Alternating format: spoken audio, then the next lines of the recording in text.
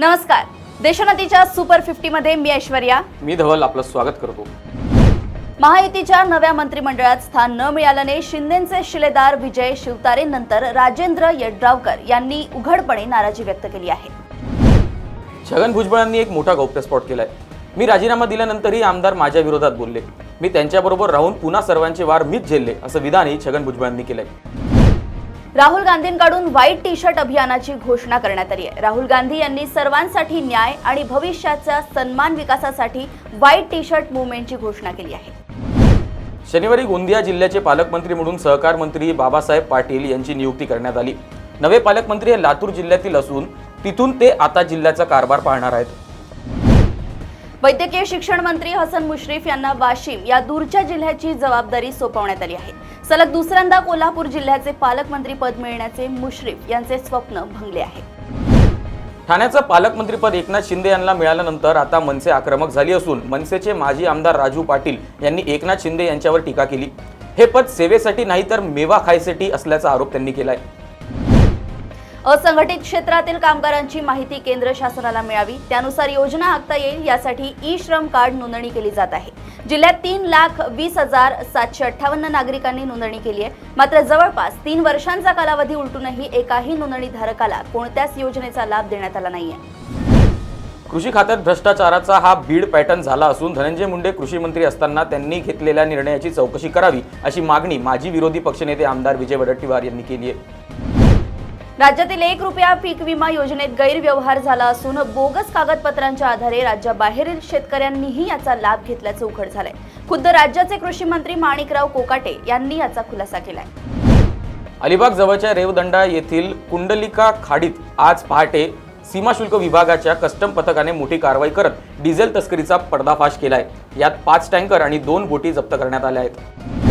योगी सरकारने एक मोठा दावा केलाय. लखनौमधील इमामबाडे आणि अयोध्येतील बहु बेगम मकबरा सरकारी जागेवर आहे असा त्यांनी दावा केलाय. सरकारी नोकरीची तयारी करणाऱ्या उमेदवारांसाठी मोठी अपडेट आहे. रेल्वे विभागात मोठी भरती निघाली आहे. आरआरबी ग्रुप डी च्या 32,000 भरतीसाठी सविस्तर अधिसूचना जारी करण्यात आल्या आहेत.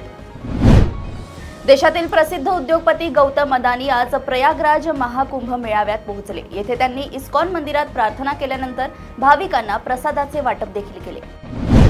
कामावरून काढून टाकलं म्हणून ऑफिसच्या समोरच काही लोकांनी काळी जादू केल्याचा धक्कादायक प्रकार समोर आला आहे.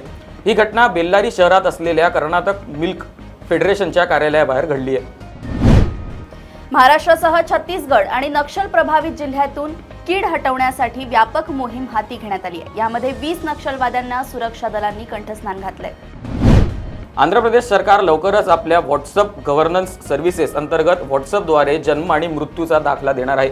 या संदर्भातील घोषणा सोमवारी मुख्य सचिव के विजयानंद यांनी केली आहे.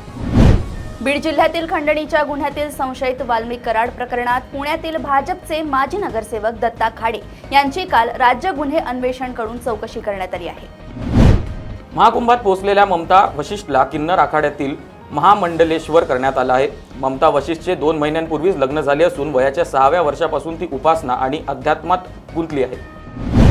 पोलीस संरक्षण नाकारणारे सार्वजनिक बांधकाम मंत्री शिवेंद्रराजे भोसले यांनी प्रशासनाच्या आग्रहास्तव प्रोटोकॉल म्हणून फक्त 1 पोलीस गाडी आपल्या ताफ्यात घेतली आहे. परंतु त्या गाडीनं ताफ्यात शेवटी राहायचं आणि शहरात गावात सायरन वाजवायचा नाही अशी सक्त सूचना त्यांनी केली आहे.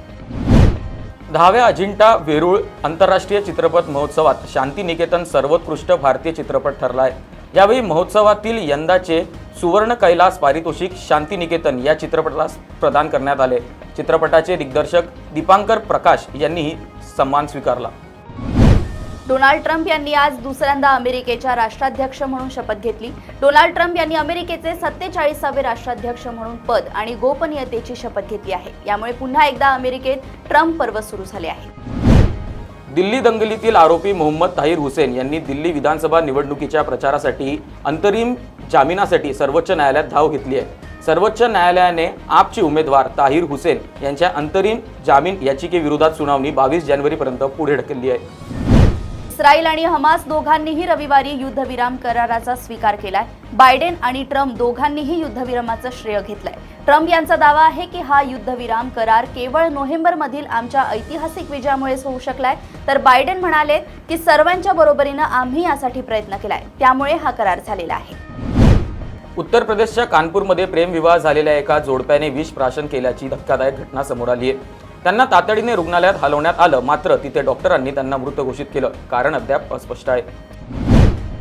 कौटुंबिक मुद्द्यावरून पती पत्नीमध्ये वाद झाला. भडकलेल्या पत्नीने नवऱ्याला गुंगीचं औषध खायला देऊन त्याच्या प्रायव्हेट पार्टची नस कापली. यानंतर त्या महिलेने घरातील दागिने आणि रोख रक्कम घेतली आणि ती फरार झाली. हे संपूर्ण प्रकरण बरेली जिल्ह्यातील सिबीगंज पोलीस स्टेशन हद्दीतील एका गावातील आहे. शिवसेनेकडून रायगड आणि नाशिकचं पालकमंत्रीपद मिळावं यासाठी आग्रही मागणी होताना दिसत असतानाच उपमुख्यमंत्री एकनाथ शिंदे यांनी आज रायगडमधील शिवसेनेचे नाराज आमदार यांचीही भेट घेतली. भरत गोगावले यांनाच पालकमंत्री करा अशी आग्रही मागणी समोर येताना दिसत आहे.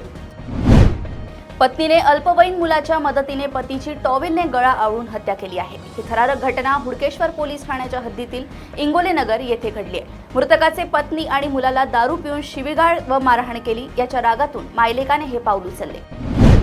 मनपा निवडणुकांसाठी स्थानिक पातळीवर मोर्चे बांधणी सुरू असतानाच छत्रपती संभाजीनगर जिल्ह्यात ठाकरे गटाला खिंडार पडलं गेलंय.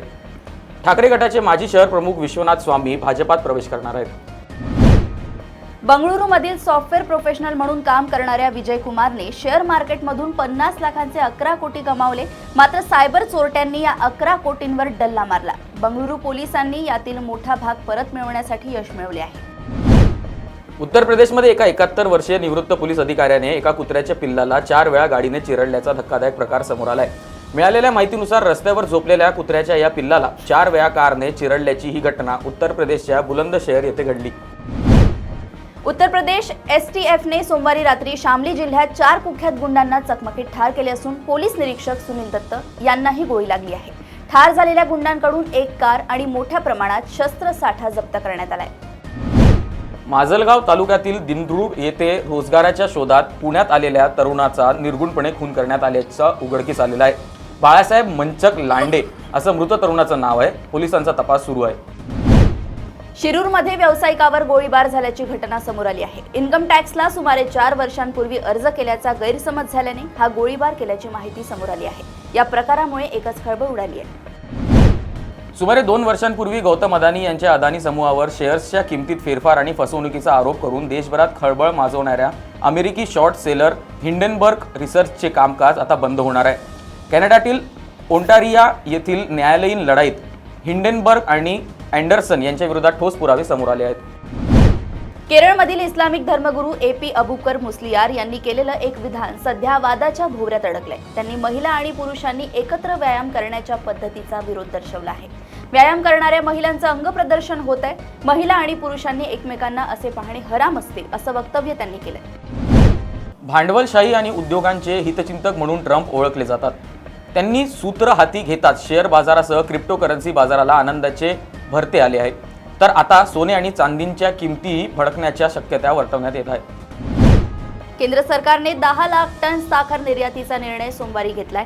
देशातील कारखान्यांनी 2021 ते 22 पासून 3 वर्षात उत्पादित केलेल्या साखरेच्या 3% कोटा देण्यात आल्याचे केंद्रीय अन्न व नागरी पुरवठा मंत्री प्रल्हाद जोशी यांनी जाहीर केलं. आर्थिक अडचणीत सापडल्यानंतर जवळजवळ 3 वर्षे उड्डाणे बंद असलेली हवाई सेवा गो फर्स्टला मोडीत काढण्याचे आदेश सोमवारी राष्ट्रीय कंपनी कायदा न्यायाधिकरणाने दिले. कंपनी लिक्विडेशन काढण्याच्या ठरावालाही 100% मान्यता दिली आहे. आकाशातून उल्कापिंड पृथ्वीच्या दिशेने पडतात असे अनेकदा म्हटलं जातं. आता हे उल्कापिंड पडताना कॅमेऱ्यात कैद झाले आहेत. ही घटना कॅनडात घडली आहे. शेअर बाजारात हाहाकार झालाय. सेन्सेक्स 1400 अंकांनी पडला. गुंतवणूकदारांचे एकाच दिवसात 7 लाख कोटी रुपयात पाण्यात गेलेत. सैफ अली खान याच्यावर झालेल्या हल्ल्यानंतर पलक देखील गायब आहे. सोशल मीडियावर पलक पूर्वीप्रमाणे सक्रिय नाही, पण 2 दिवसांपूर्वी पलक हिने एक प्रमोशनल व्हिडिओ सोशल मीडियावर पोस्ट केला. अभिनेत्रीचा व्हिडिओ पाहिल्यानंतर अनेकांनी तिला ट्रोल केलंय. अभिनेता विकी कौशल व रश्मिका मंदाना यांचा छावा हा आगामी ऐतिहासिक सिनेमा लवकरच प्रदर्शित होणार आहे. हा सिनेमा छत्रपती संभाजी महाराजांच्या शौर्यगाथेवर आधारित आहे. छत्रपती संभाजी महाराजांच्या भूमिकेत विकी कसा दिसेल याची झलक काही फोटोंमधून नुकतीच पाहायला मिळाली आहे.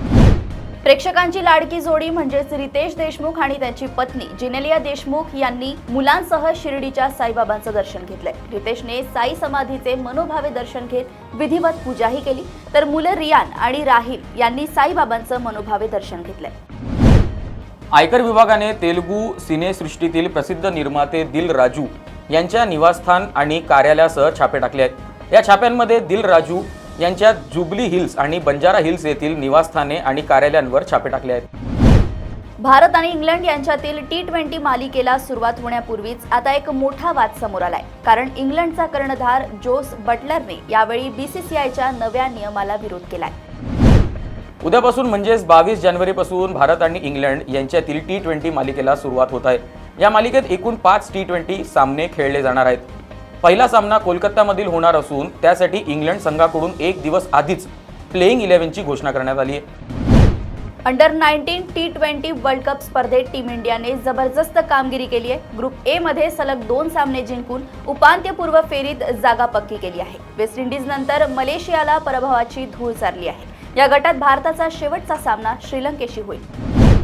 भारत आणि इंग्लंड यांच्यातील 5 T20 सामन्यांची मालिका 22 जानेवारीपासून सुरू होणार आहे। दरम्यान इंग्लंडने पांढऱ्या चेंडूच्या क्रिकेटमध्ये त्यांच्या नवीन उपकर्णधार जाहीर केले आहेत। इंग्लंडने मर्यादित षटकांच्या क्रिकेटमध्ये हॅरी ब्रूकला त्यांचा नवीन उपकर्णधार म्हणून नियुक्त केला आहे।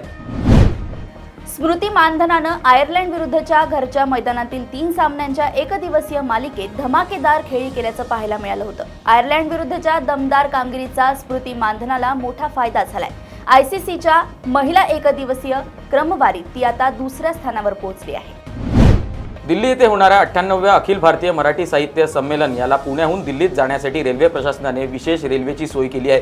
अंतिम मान्यतेसाठी तातडीने एकूण रक्कम भरण्याची सूचना दिल्या गेल्या आहेत। तर या होत्या सध्याच्या सुपर 50 बातम्या। अशाच बातम्या बघण्यासाठी देशोन्नतीला लाईक, शेअर आणि सबस्क्राईब करा आणि पाहत राहा देशोन्नती। नमस्कार।